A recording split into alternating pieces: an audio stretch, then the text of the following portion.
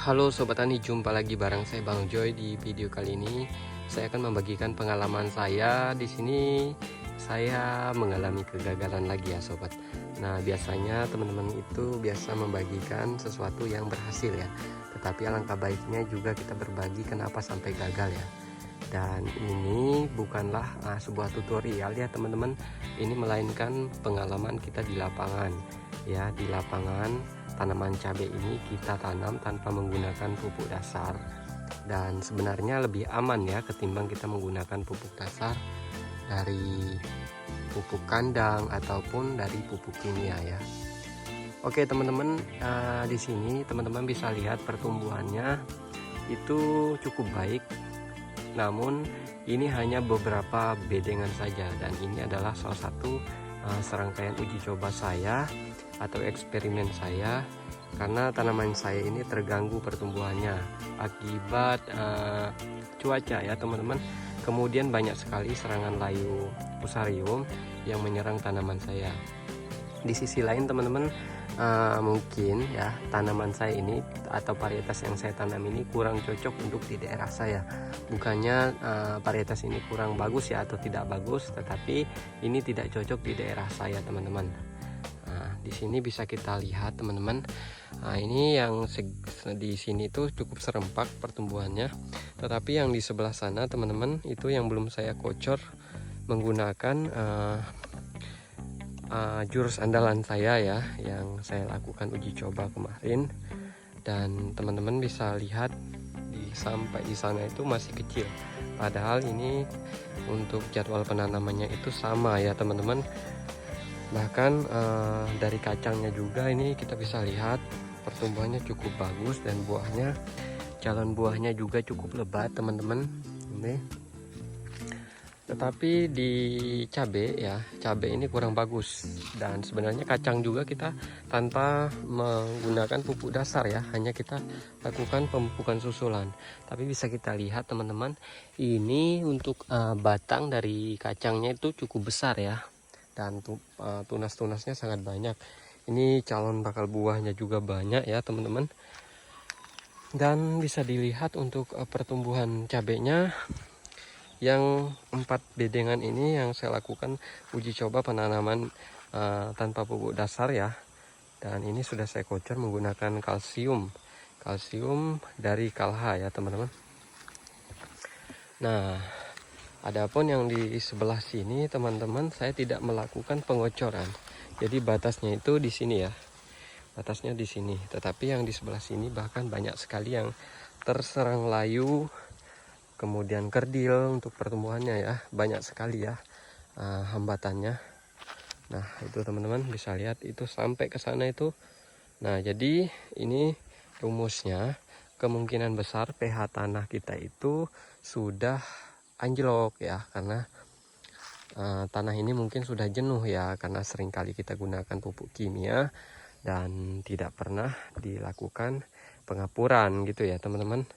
Nah, jadi di sini itu saya kocor dengan kalsium, teman-teman bisa lihat sendiri. Bahkan cabai ori yang dulu saya tanam bibit gagal itu, ini sudah mulai berbunga ya, teman-teman bisa lihat sendiri. Nah, tetapi yang sebelah sini yang belum saya kocor itu masih kecil, padahal hari penanaman benih itu sama, perlakuan sama, tapi belum saya kocor dengan kalsium. Nah, jadi menurut saya teman-teman, pemberian kalsium itu tidak hanya berdampak pada produktivitas ya, tetapi bisa menetralisir tanah ya teman-teman, bisa memperbaiki struktur tanah juga. Dan tidak hanya karena penggunaan kalsium itu sangat penting, apalagi kita gunakan dari usia dini seperti ini ya, itu sangat dampaknya sangat positif ya teman-teman. Nah, kenapa saya bagikan video ini? Karena saya sudah merasakan gagal ya, sudah berapa kali saya katakan ini, kalau gagal itu tidak enak ya, tidak enak. Maka dari itu saya ingin berbagi pengalaman sama teman-teman semua ya. Oke, untuk jumlah populasi ini kurang lebih 2100-an ya. Cuma kita mau bersihnya sekitar 2000 aja udah cukup kok. Segini udah saya cukup, nah saya rasa sudah cukup bagus ya pertumbuhannya. kemungkinan ini sekitar 3 minggu lagi kita akan petik ya. Tapi di sini buahnya udah banyak dipetik ayam ya teman-teman. Ini buahnya tuh udah diambil sama ayam tetangga sebelah situ. Ternyata ayam itu sangat suka makan cabai. Nah, di sini yang tidak saya kocor juga sudah berbuah ya teman-teman. Tapi tingginya baru kurang lebih 40 cm. Kemudian untuk serangan layu fusarium, layu bakteri itu sangat banyak sekali. Padahal teman-teman bisa lihat lahan saya ini lahan kering ya teman-teman. Untuk air itu sangat jauh ya. Sangat nggak ada air ya lahan saya ini. Tetapi ini saya sudah melakukan pemupukan dan belum ada perubahan. Saya menggunakan pupuk sistem tebar ya, bukan sistem kocor.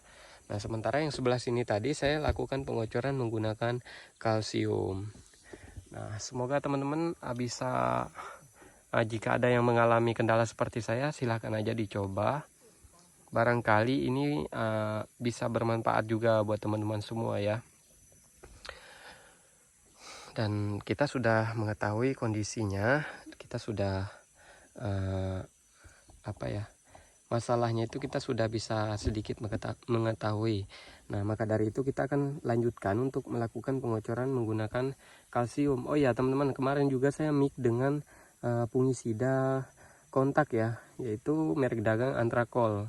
Saya coba-coba aja ya, karena saya itu lebih baik mencoba daripada tidak sama sekali ya. Nah, jadi sebenarnya bagus juga ya, untuk perubahannya sangat jauh ya.